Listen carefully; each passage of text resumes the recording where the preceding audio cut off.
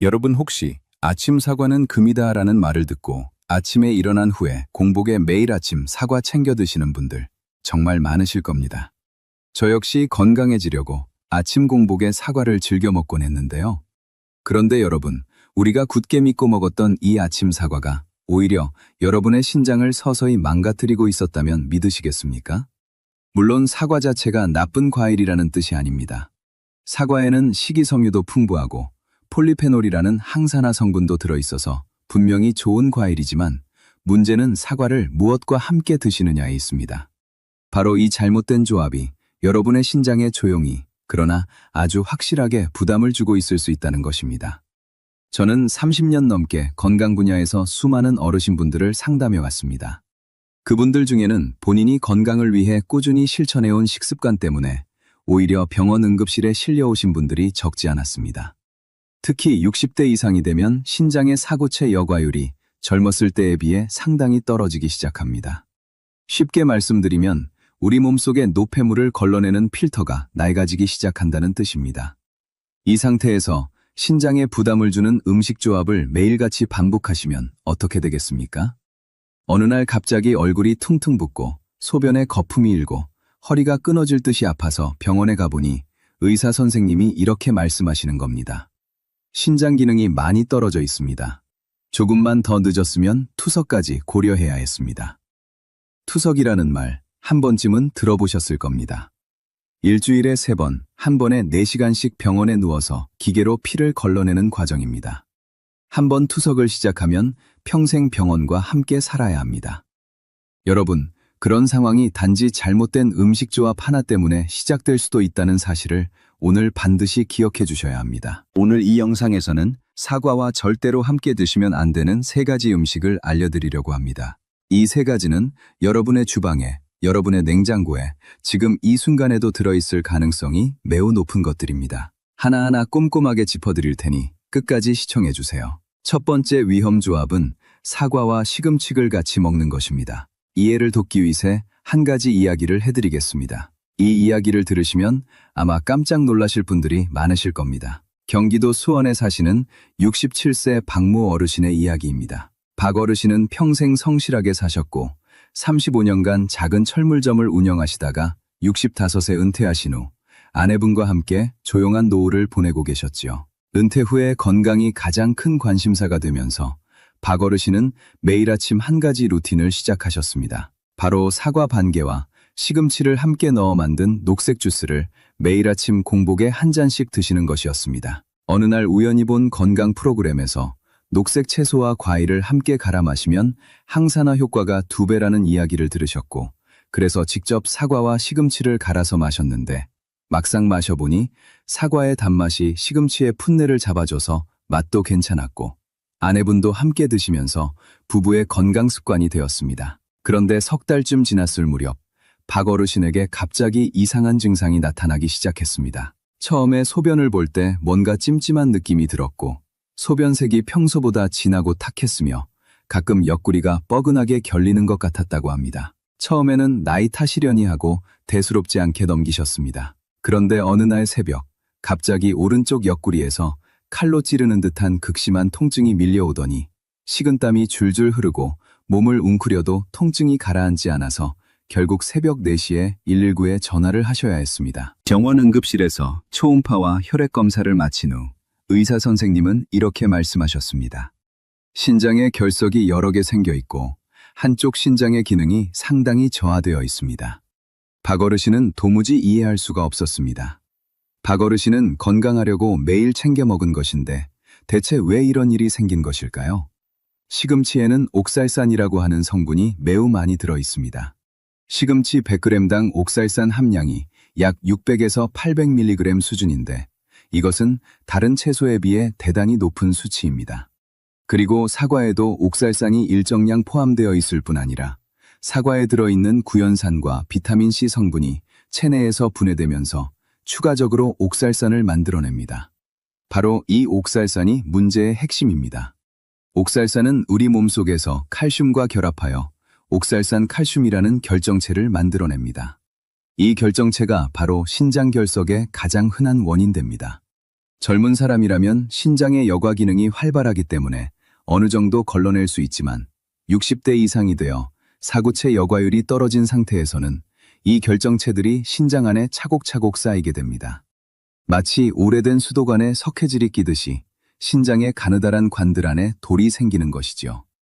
더 심각한 것은 이렇게 결석이 반복적으로 생기면 신장 조직 자체에 만성적인 염증이 발생한다는 점입니다. 염증이 지속되면 신장의 네프론이라는 미세한 여과 장치가 하나둘 손상되고 한번 손상된 네프론은 다시는 회복되지 않습니다.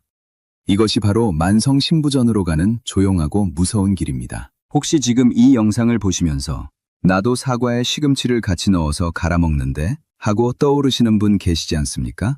만약 그렇다면 오늘부터 당장 이 조합은 피하세요. 시금치를 드시고 싶다면 끓는 물에 한 번 데쳐서 옥살산을 최대한 빼낸 후에 드시고 사과와는 최소 2~3시간 이상 간격을 두시는 것이 안전합니다. 시금치를 데칠 때는 물을 넉넉히 잡고 2~3분간 팔팔 끓인 후에 찬물에 헹궈내시면 옥살산의 상당 부분을 제거할 수 있습니다. 두 번째 위험 조합은 바로 사과와 고구마입니다. 역시 마찬가지로 이해를 돕기 위해 한 가지 이야기를 들려드리겠습니다. 전라남도 순천에 사시는 72세 김모 어르신의 이야기입니다. 김 어르신은 평생 농사를 지으시며 건강하게 사셨는데 고혈압 약 한 알 외에는 특별히 드시는 약도 없었고 동네에서도 정정하기로 소문난 분이었습니다. 김 어르신에게는 특별한 아침 식사 메뉴가 있었는데 그것은 바로 텃밭에서 직접 캔 고구마를 쪄서 한두 개 드시고 후식으로 사과 한 개를 깎아 드시는 것이었습니다. 고구마도 몸에 좋고 사과도 몸에 좋으니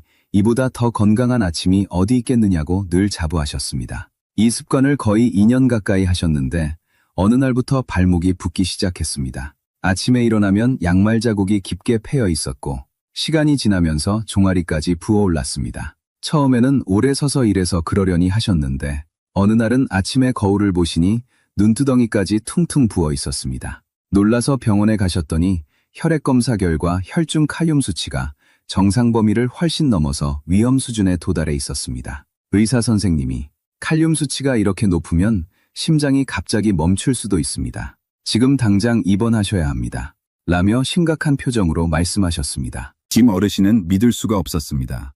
자연에서 나는 건강하다고 알려진 음식만 먹었는데 대체 왜 이런 일이 생긴 것일까요? 고구마는 칼륨이 매우 풍부한 훌륭한 식품입니다.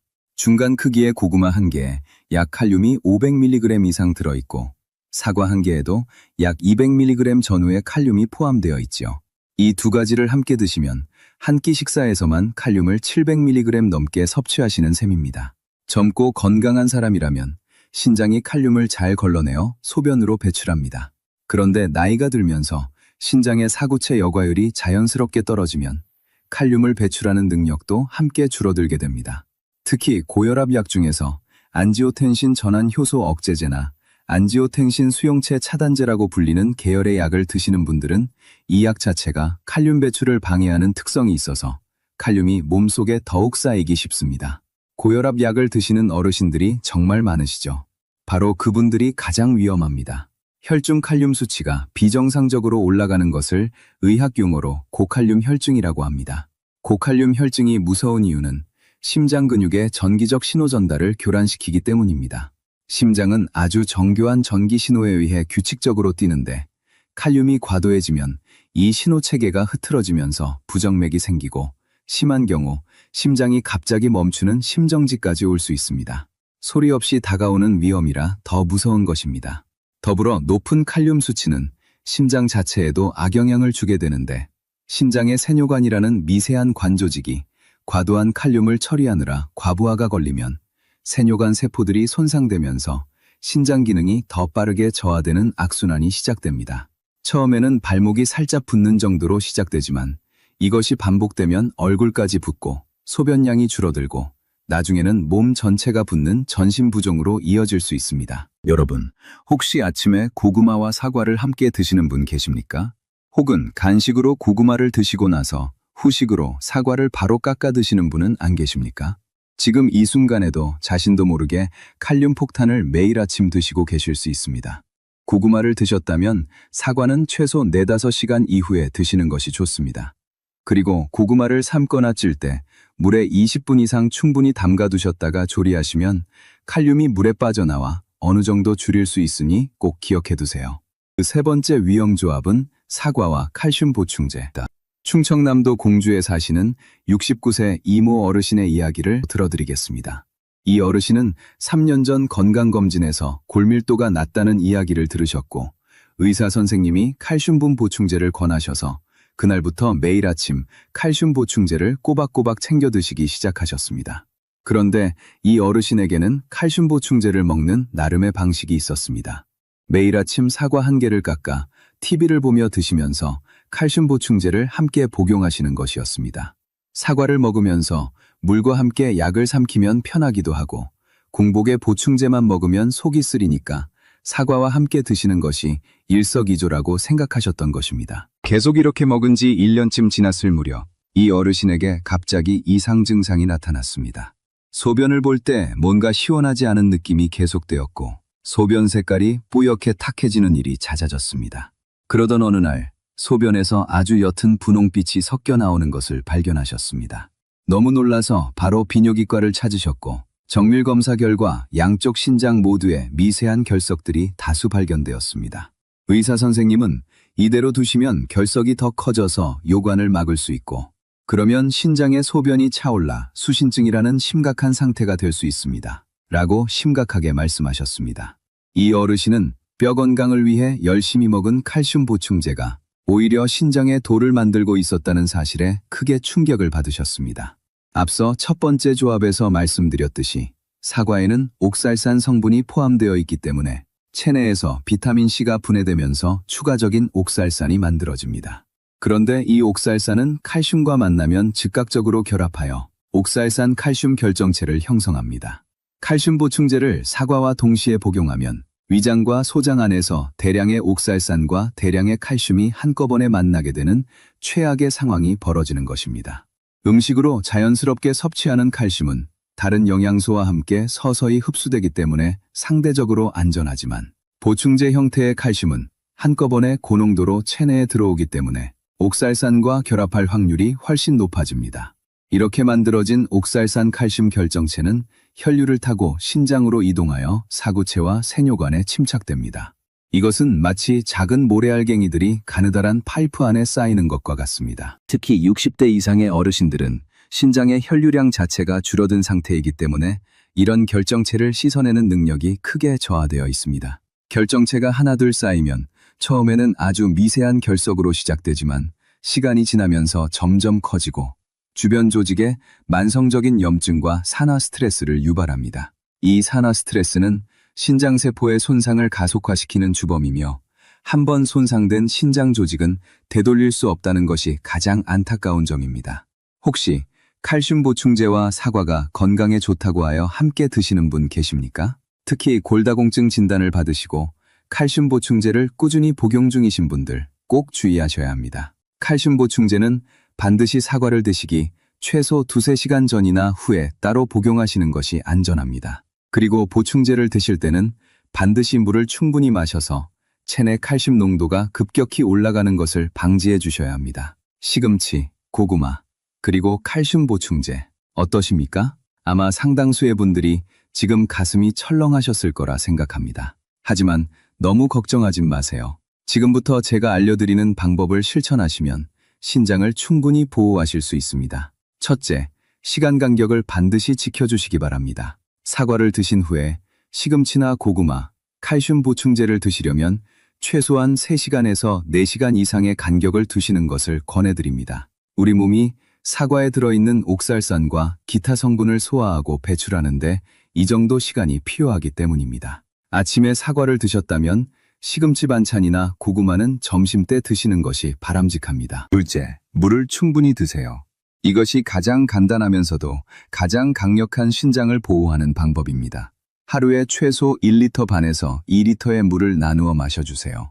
한꺼번에 많이 드시는 것보다 1시간에 한두 모금씩 자주 나눠 마시는 것이 훨씬 효과적입니다. 물을 충분히 마시면 소변이 묽어지면서 옥살산 칼슘 결정체가 형성되기 어려운 환경이 만들어집니다.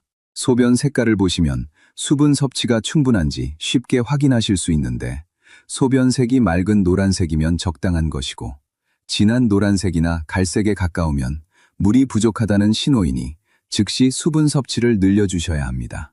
셋째, 시금치를 드실 때는 반드시 데쳐서 드세요. 생시금치를 그대로 주스에 넣거나 샐러드로 드시면 옥살산이 고스란히 체내로 들어옵니다. 끓는 물에 2, 3분간 데친 후 찬물에 헹궈내시면 옥살산의 30에서 50%가량을 제거할 수 있습니다.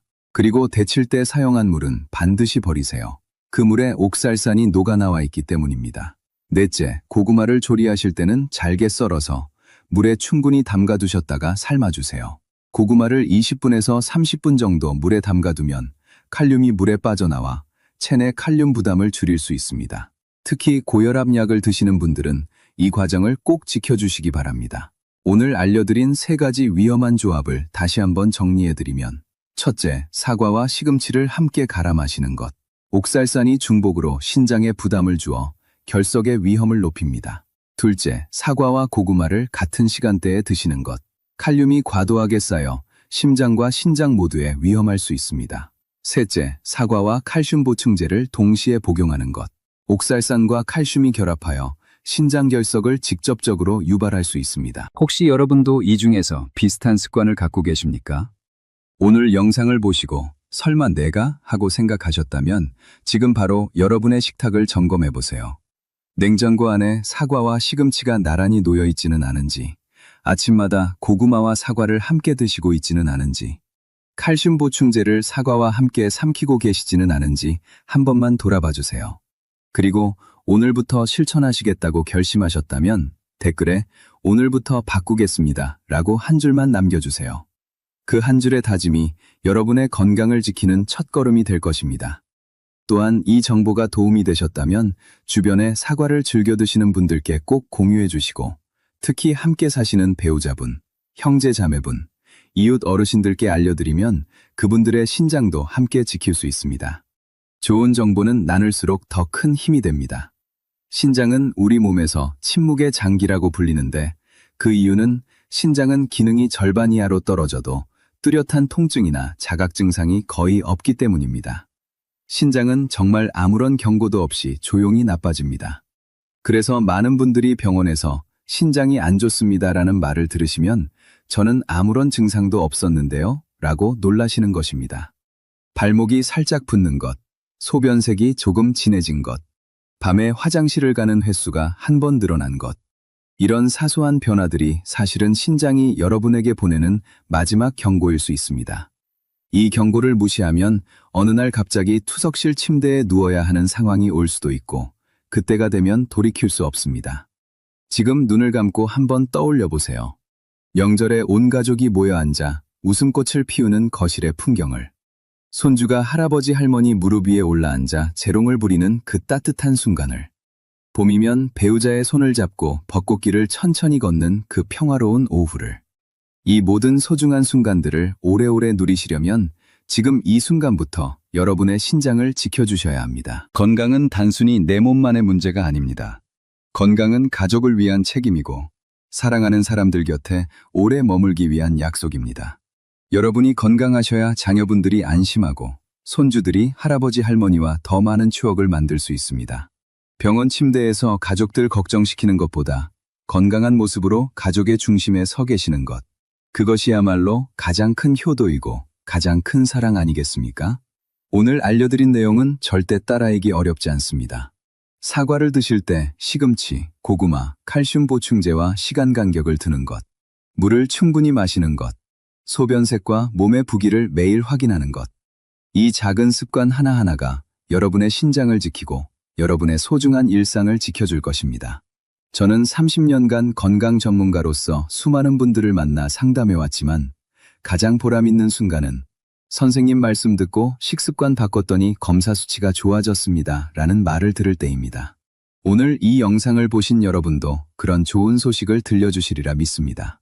항상 건강하시고 행복한 하루하루 보내시길 바랍니다. 오늘도 시청해주셔서 정말 감사합니다. 오늘 이 영상이 도움이 되셨다면 지금 바로 아래에 있는 구독 버튼과 좋아요를 꼭 눌러주세요. 여러분의 구독 한 번은 제가 더 많은 어르신들의 신장을 살리는 귀한 정보를 연구하고 전달할 수 있게 하는 가장 큰 힘이 됩니다.